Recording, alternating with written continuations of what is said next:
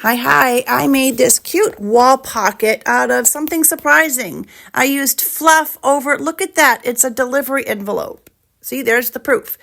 And I should have primed it using the Boss, but I did not, unfortunately.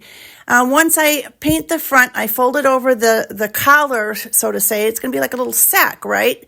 So, and it's going to have decoupage on the top and the bottom portion. I used bells and whistles sepia rose, and once I get it in position, I cut it slightly larger than the actual portion I'm going to be decoupaging. I wet it so that it's already stretched as I'm applying my decoupage medium. In this case, I used Podge.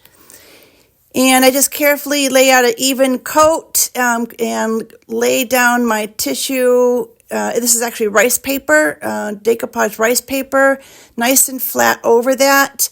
And you want a nice good start. And so I'm using saran wrap to get everything flat with that envelope surface. And then I continue in an orderly fashion, working my way up the envelope. It's kind of like wallpapering. And then when I get to the top, I just tucked underneath that little collar. When that was all finished, I applied another coat of the Mod Podge, and then I neatly tuck my edges around. And I used the Bells and Whistles palette wood paper for that collar. And I trim it by wetting it with a little artist brush and tearing it. And I apply it the same way as we did the bottom of the sack to that collar area.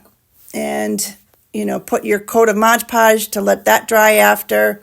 And then I'm using that wet brush technique to kind of trim it after it's dried. And then when that's dried, I also fix any of the loose edges with my Mod Podge.